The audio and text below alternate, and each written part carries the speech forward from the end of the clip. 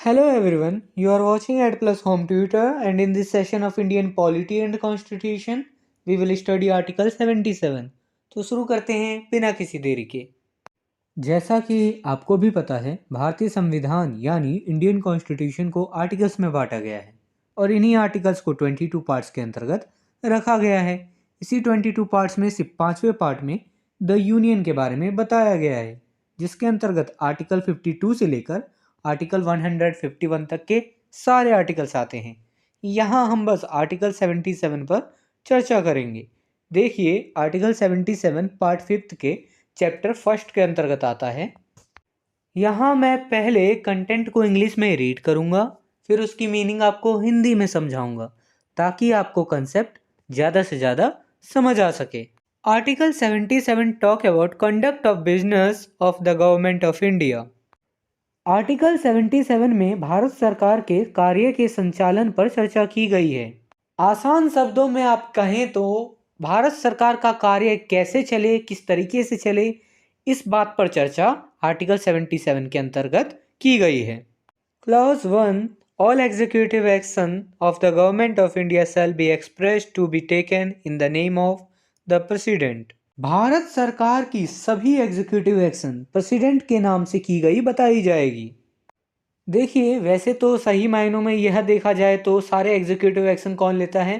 Prime minister और with council of ministers.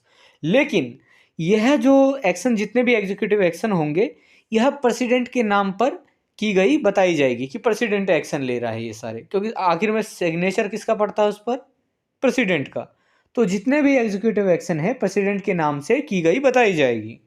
Clause 2, orders and other instruments made and executed in the name of the President shall be authenticated in such manner as may be specified in rules to be made by the President, and the validity of an order or instrument which is so authenticated shall not be called in question on the ground that it is not an order or instrument made or executed by the President.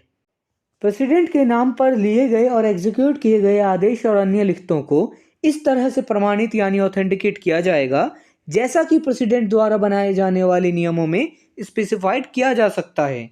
और एक आदेश या लिखत की वैधता जो इस प्रकार प्रमाणित है, ना ही इस आधार पर क्वेश्चन किया जा सकता है कि यह राष्ट्रपति द्वारा बनाया या एग्जीक्यूट किया गया कोई आदेश या लिखत नहीं है। मान लीजिए कोई भी आदेश या कोई अन्य लिखित दस्तावेज वगैरह जो प्रेसिडेंट के नाम पर ऑर्डर दिए गए हैं या एग्जीक्यूटिव एक्शन लिए गए हैं, तो यदि वह इस तरीके से प्रमाणित है या ऑथेंटिकेट किया गया है जैसा कि राष्ट्रपति के द्वारा बनाए गए नियमों में मेंशन्ड है, तो ऐसे आदेश और लिखित की वैधता जो है इस प्रकार यदि प्रमाणित है तो इसे किसी आधार पर क्वेश्चन नहीं किया जा सकता कि यह प्रेसिडेंट द्वारा बनाया या एग्जीक्यूट किया गया कोई आदेश या लिखित रूप में है या नहीं।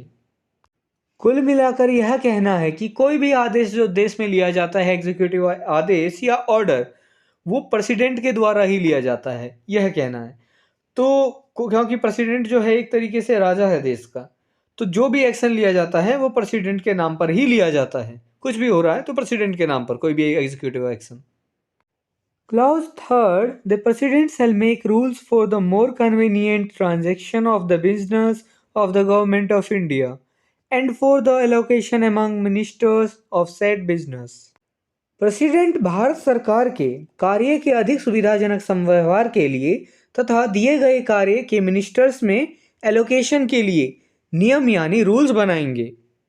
देखिए, प्रेसिडेंट जो है ऐसे नियम बनाएंगे जो भारत सरकार के कार्यों को अधिक सुविधाजनक चलने में हेल्प प्रोवाइड करें और साथ ही दिए गए कार्यों को मिनिस्टर्स में एलोकेशन करने के लिए भी प्रेसिडेंट द्वारा नियम यानी रूल्स बनाए जाएंगे। If this video is helpful for you, then please like and share this video, and if you want see some more these type of videos, then subscribe the channel and click the bell icon and select the all option for upcoming videos. And I hope you have a great experience by watching the Ad Plus Home Tutor.